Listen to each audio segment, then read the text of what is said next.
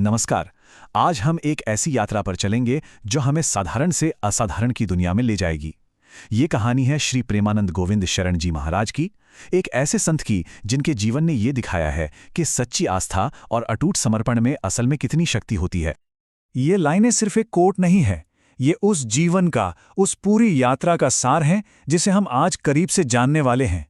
ये कथा एक ऐसे साधक की है जिन्होंने दुनिया को सिर्फ देखा ही नहीं, बल्कि हर एक जीव में, हर कण कण में श्री कृष्ण के दर्शन किए। तो चलिए इस कहानी के बिल्कुल शुरुआत में चलते हैं, इसकी जड़ों तक। कहानी शुरू होती है एक बालक से जिनका नाम था अनिरुद्ध कुमार पांडे, और उस माहौल से जिसने उनके भविष्य की नींव रखी। देखिए, उनके परिवार में आध्यात्मिकता बहुत गहरी थी। पिता श्री शंभुनाथ पांडे एक धार्मिक इंसान थे और माँ श्रीमती रमा देवी हमेशा भक्ति में डूबी रहती थीं। और सबसे बड़ी बात, उनके दादाजी खुद एक सन्यासी थे, यानी त्याग और वैराग्य की भावना तो जैसे उन्हें विरासत में ही मिली थी। और ये आध्यात्मिक झुकाव ना बचपन से ही एकदम साफ दिखने लगा था। 1969 में कानपुर के सरसोल में उनका जन्म हुआ, और सोचिए, सिर्फ 5 साल की उम्र में वो भजनों और कीर्तनों में गहरी रुचि लेने लगे थे। 9वीं क्लास तक आते आते तो ऐसा हो गया कि स्कूल की किताबों से कहीं ज्यादा उन्हें गीता और रामायण के उपदेश अपनी ओर खींचते थे। और फिर सिर्फ 13 साल की उम्र में उन्होंने एक बहुत बड़ा फैसला ले लिया कि अब घर छोड़कर भगवान की खोज में निकलना है। ये वो शब्द थे जो उन्होंने अपनी माँ से कहे थे। ये एक बहुत ही निर्णायक बातचीत थी। माँ ने उन्हें समझाने की कोशिश की कि अरे बेटा, भगवान भजन करने से मिलते हैं, घर से भागने से नहीं। पर उनका संकल्प तो एकदम पक्का था। उन्होंने बड़ी दृढ़ता से कहा, नहीं अम्मा, मैं सन्यासी बनना चाहता हूँ। ये किसी बच्चे की जिद नहीं थी, ये एक आत्मा का निश्चय था। और बस उसी एक निश्चय के साथ एक रात को 3 बजे, जब सारा गांव गहरी नींद में सो रहा था, अनिरुद्ध घर से निकल पड़े। जेब में एक पैसा नहीं, आगे का कोई प्लान नहीं, बस एक चीज थी उनके साथ, उनकी अटूट आस्था। और यहीं से उनकी एक सन्यासी के रूप में यात्रा शुरू हुई। वाराणसी पहुंचकर उनका जीवन कठोर तपस्या का एक जीता जागता सबूत बन गया। सुबह सुबह गंगा में स्नान करना, फिर तुलसी घाट पर पीपल के पेड़ के नीचे घंटों ध्यान में बैठे रहना। भिक्षा मांगने के लिए वो दिन में सिर्फ 10-15 मिनट ही निकलते थे। अगर कुछ मिल गया तो ठीक, नहीं तो गंगाजल पीकर ही गुजारा हो जाता। कई कई बार तो ऐसा होता कि वो बिना कुछ खाए पिए दिन रात सिर्फ भजन में ही डूबे रहते। वो सोचते थे कि जिसके पास खाने को एक रोटी भी है ना, वो कितना भाग्यशाली है। और सोचिए, इतनी मुश्किलों के बाद भी उनके मन में कोई शिकायत नहीं थी। उनका विश्वास इतना पक्का था, इतना अटूट था। और यही सोच, यही मानसिकता उनकी आध्यात्मिक शक्ति का सबसे बड़ा आधार बनी, जिसने उन्हें हर हाल में खुश रखा। अब उनकी यात्रा का अगला पड़ाव एक दिव्य प्रेरणा से तय होना था। एक दिन जब वो ध्यान में बैठे थे, अचानक उनके मन में वृंदावन का एक विचार आया। ये बस एक छोटा सा विचार जैसा लगा, पर असल में ये एक दैवीय बुलावा था, एक इशारा था जो उन्हें उनके असली लक्ष्य की तरफ ले जाने वाला था।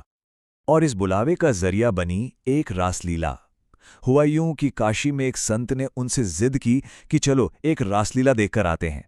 जब वो वहां गए तो राधा कृष्ण के दिव्य प्रेम की उस लीला को देखकर वो जैसे मंत्रमुग्ध हो गए। और जैसे ही वो लीला खत्म हुई, उनके अंदर वृंदावन जाने की एक बहुत तेज इच्छा जागी। उसी मंडली के एक सदस्य ने उनसे कहा, वृंदावन जाओ, बिहारी जी तुम्हें नहीं छोड़ेंगे। और ये शब्द उनके लिए गुरु मंत्र बन गए। और वृंदावन में ही उन्हें अपनी असली मंजिल मिली। यहां वो राधा वल्लभ संप्रदाय से जुड़े, और बस यहीं से उनका जीवन पूरी तरह बदल गया। उनकी आध्यात्मिक खोज को एक नई दिशा, एक गहरा अर्थ मिल गया। अब यहीं से अनिरुद्ध का एक साधक से रसिक संत बनने का सफर शुरू होता है। रसिक संत मतलब वो जो भक्ति के प्रेम रस में पूरी तरह से डूबा हुआ हो। ये दौर था उनकी औपचारिक दीक्षा का और एक गहरे आध्यात्मिक प्रशिक्षण का। यहां उन्हें 2 बहुत महत्वपूर्ण दीक्षाएं मिली। पहली श्री मोहित गोस्वामी जी से, जिन्होंने उन्हें शरणागति मंत्र दिया, यानी पूरी तरह से खुद को समर्पित कर देने का मंत्र। और इसके बाद उनके गुरु श्री गौरांगी शरण जी महाराज ने उन्हें निज मंत्र और सहचारी भाव में दीक्षा दी, जिसने उनके आध्यात्मिक रास्ते को हमेशा के लिए पक्का कर दिया। ये जो सहचारी भाव है ना, ये भक्ति की एक बहुत ही गहरी और मीठी अवस्था है।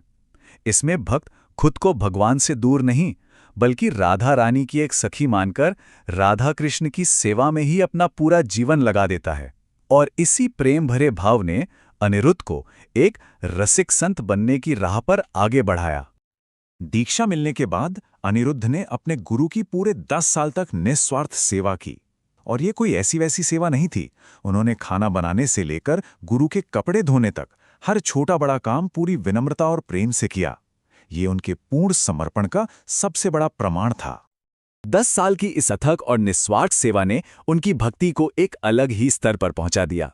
फिर एक दिन आया जब उनके गुरु ने उनकी भक्ति को पहचान लिया और उनसे कहा, तुम्हारा हृदय राधा रानी का सच्चा सखा है। बस यही वो पल था जब अनिरुद्ध असल में प्रेमानंद गोविंद शरण जी महाराज बन गए।